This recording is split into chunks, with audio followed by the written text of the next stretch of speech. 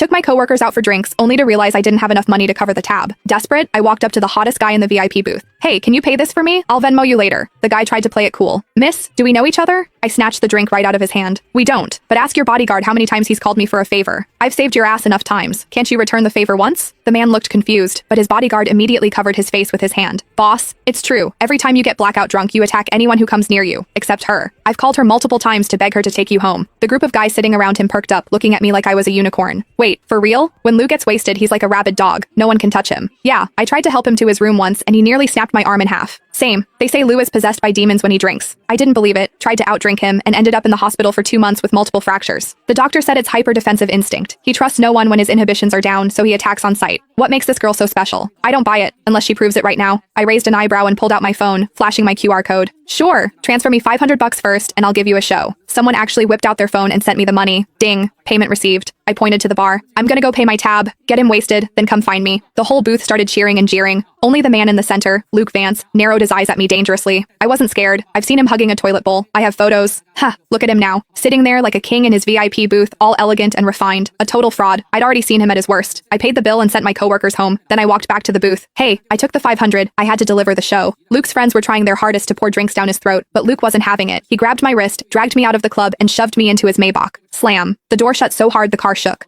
Like a shaken soda bottle finally popping its cap. I rubbed my nose. Hey, it's not my fault you only trust me when you're drunk. It's annoying for me too, you know? It all started 6 months ago. I was leaving work late when I saw a guy sprawled out in the middle of the street using a city bike as a blanket. It was hilarious. Being terminally online, I had to take a video. But when I got closer, damn, what a face. Too bad he was wasted, reeking of alcohol. He was muttering about being thirsty. I took out my water bottle and poured him a cup. He was surprisingly obedient, gulping it down. I tried to wake him up. Hey, you can't sleep on the street. Where's your phone? I'll call your friends. He ignored me, snoozing away on the asphalt. I had no choice but to pat him down. Found his legs were incredibly long, like model long. I found his phone, unlocked it with Face ID, easy when they're asleep, and FaceTime D the first contact on his list. I pointed the camera at his face. Hello? This phone's owner is sleeping on the street. If you're his friend, come get him. The guy on the other end didn't even ask for a location. He just screamed, back away from him, 5 feet, now. I thought he was worried I was going to rob the hot guy. I scoffed. Relax. I'm not interested in drunks. I'm sending you the location. Hurry up. The guy yelled again. Do not ignore me, unless you want to die. Psycho. I hung up. Then I sat on the curb to guard the guy. He decided my thigh was a better pillow than the bike. He slept like a baby under the moonlight. 10 minutes later, the friend arrived and looked at us like he was seeing a ghost. I swore. Look, I didn't touch him inappropriately. As soon as I spoke, the guy shifted. He wrapped his arms around my waist and buried his face in my stomach, treating me like a body pillow. I couldn't pry him off. I pulled his ear. Hey, wake up. Your friend is here. Let go. He didn't budge. I looked at the friend. Help me out here. I can't move his arms. The friend stood 5 feet away, refusing to move. I was pissed.